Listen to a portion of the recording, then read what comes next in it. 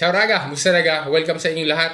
I am Chad and I will be your guide. Raga, importante ang content ng vlog na are. Kaya makinig na maigi, unawain mabuti, panoodin ang video hanggang dulo at sana ay ma-share mo sa iba para makapagbigay tayo ng information sa kanila. Sasagutin natin sa vlog na are ang isang mahalagang tanong. Posible na tanong mo din ito at kailangan mo ng kasagutan. Kaya marapat lang na linawin at maunawaang maigi. Gusto ko nang umuwi at mag-for good na sa Pilipinas. As in, wala nang balikan sa Italia. Ano ang mangyayari sa aking mga binayarang kontributi? Masasayang galang yan.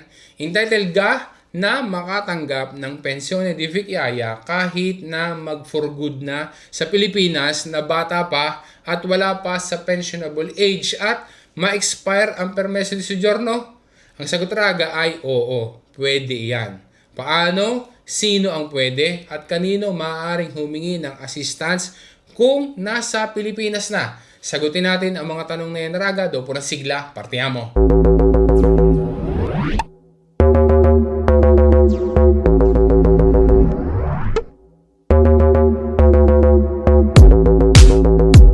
Ang information na babanggitin natin sa video na ito ay base sa aking personal research mula sa official website ni IMS at mula sa ibang website na related sa topic ng vlog na ito. Bago ka mag-decide, palaging magkonsulta, mag-verify at saka mag-inquire ng personal sa IMS o sa Italian Embassy dahil sila ang competent authority about sa pag-uusapan natin sa video na ito. Diga marami tayong mga kapwa OFWs na ilang taon na din na naglavoro din sa Italia at nakapag-ipon na, nakapagpaaral na ng mga anak, may sariling bahay na sa atin, may mga pinagkakakitaan na doon, meron ngang iba na mayroon ng maayos na negosyo sa Pilipinas. Pero bakit kahit pwede nang umuwi sa atin dahil stable na at saka medyo may edad na din, ay hindi pa rin makapag-for good sa Pilipinas? Ang primary reason, dahil naghihintay pa na makapag-pension dito sa Italia. Uulitin lang natin yung tanong kanina. Gusto nang umuwi at mag-for good na sa Pilipinas pero wala pa sa pensionable age. Masasayang galaang ang binayarang mga kontributi?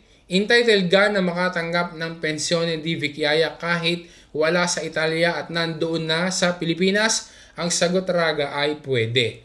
Ang binayaran mong kontributi ay hindi masasayang at hindi rin mawawala.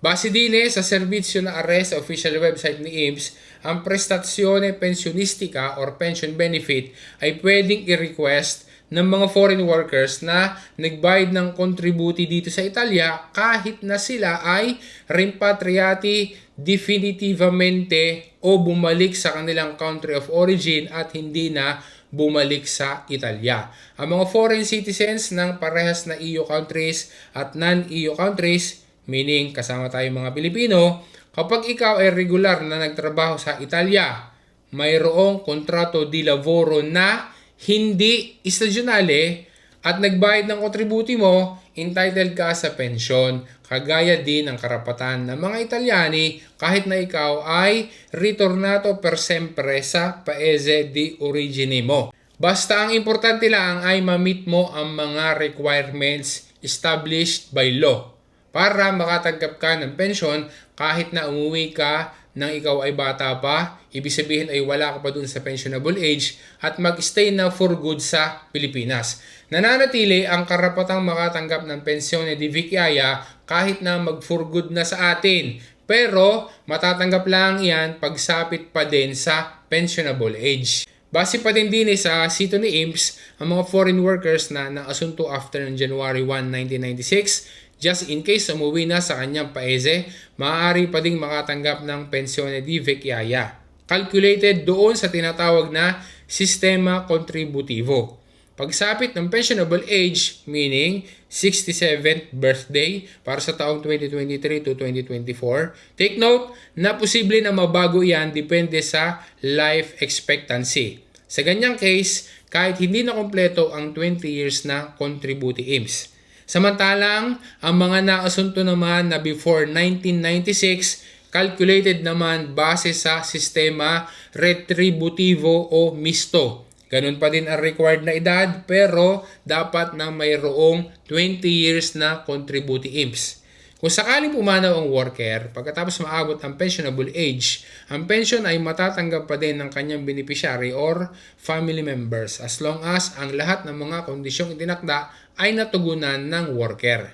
Kaya kahit na umuwi na sa Pilipinas ng mas mababa sa edad na iyan at hindi na bumalik sa Italia, makakatanggap pa din ng pension kapag qualified. Pero, take note, hihintayin pa din ang pensionable age para makapag-apply.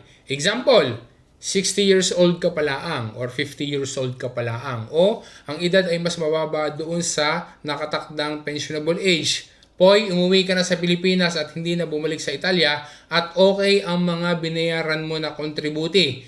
Pwede kang mag-apply para sa pensione di vecchiaia pero pagdating mo pa sa itinakdang pensionable age. Meaning, hindi subito na once na ikaw ay nag-for good sa Pilipinas, ay pwede na right away na mag-apply.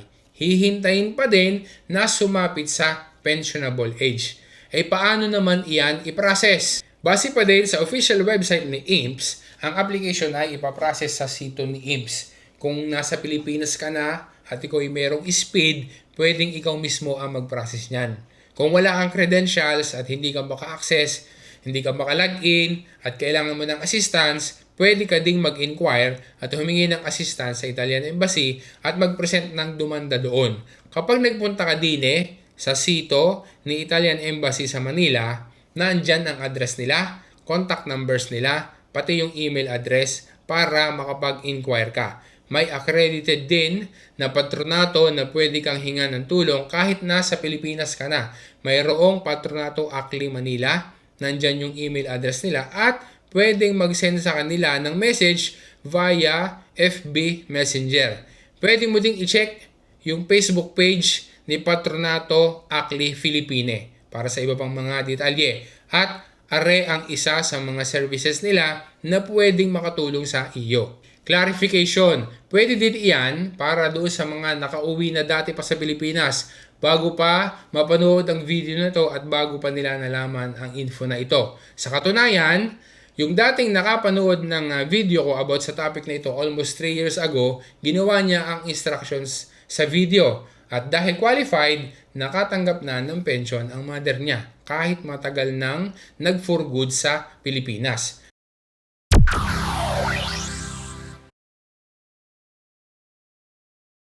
Additional na info, ang mga nakakatanggap na ng pensione di vecchiaia na nandito pa din sa Italia. Kung halimbawa na gusto na rin nila na mag-for good sa Pilipinas, pwede nilang ilipat at doon na sa accredited bank sa Pilipinas matatanggap ang pensione di vecchiaia. Bago mag-for good, melyo na mag-inquire sa IMPS at i-process doon ang paglilipat ng pagtanggap ng pensyon. Kung halimbawa na nakakatanggap na ng pensione di vecchiaia habang nandito pa sa Italia. If ever na hindi iyan agad nagawa at nakauwi na sa Pilipinas, maaari din na magpa-assist sa Italian Embassy o sa Patronato Acli Philippine para direkta na doon sa accredited bank sa Pilipinas matatanggap ang pensione di vecchiaia. Take note, ang pensione sociale naman o yung tinatawag na ngayon na assegno sociale ay hindi naman yan pwede na matanggap kapag ka nag-for good sa Pilipinas. Ang assegno sociale para patuloy na matanggap dapat ay naandito sa Italia. Bakit? Dahil ang assegno sociale ay mainly nakabase sa residensya at pananatili na naninirahan dito sa Italia. Pwede lang na umuwi sa Pilipinas, halimbawa, para magbakasyon for 29 days at dapat na babalik din sa Italia para hindi mapuputol o marevoka ang assegno sociale. Ang exemption laang na pwedeng magtagal sa Pilipinas o nasa labas ng Italia ay for serious health reasons, kaya hindi agad nakabalik sa Italia. Ulitin lang natin, ang pinag-usapan natin sa video na to ay general info. In some cases ay case-to-case basis. Kaya sa lahat ng nabanggit na info at saka senaryo, bago mag-decide kung ano ga ang iyong gagawin, palaging mag-inquire, palaging mag-verify sa competent authorities para maiwasan ang maling desisyon. Isa pa, hindi dahil sa nag-apply ka ay 100% na maa-approve na agad at makakatanggap na ng pensione di vecchiaia. Ang mga applications ay subjected for verification base doon sa mga requirements, qualifications at contributives na nabayaran. Hinuraga, sana naging malinaw sa iyo at sana ay nakapagbigay sa iyo ng info ang pinag-usapan natin sa video na ito. Kung alam mo na makakatulong din sa iba, sa mga kakilala mo, mahal mo sa buhay, mga kaibigan, ang pinag-usapan natin ng information sa video na ito, sana ay ma-share mo din sa kanila. Maraming salamat sa panonood mo at sa patuloy na pagsuportang Maraga. Once again, this is Chad and always remember, Chad will guide. Grazie raga, alla prossima!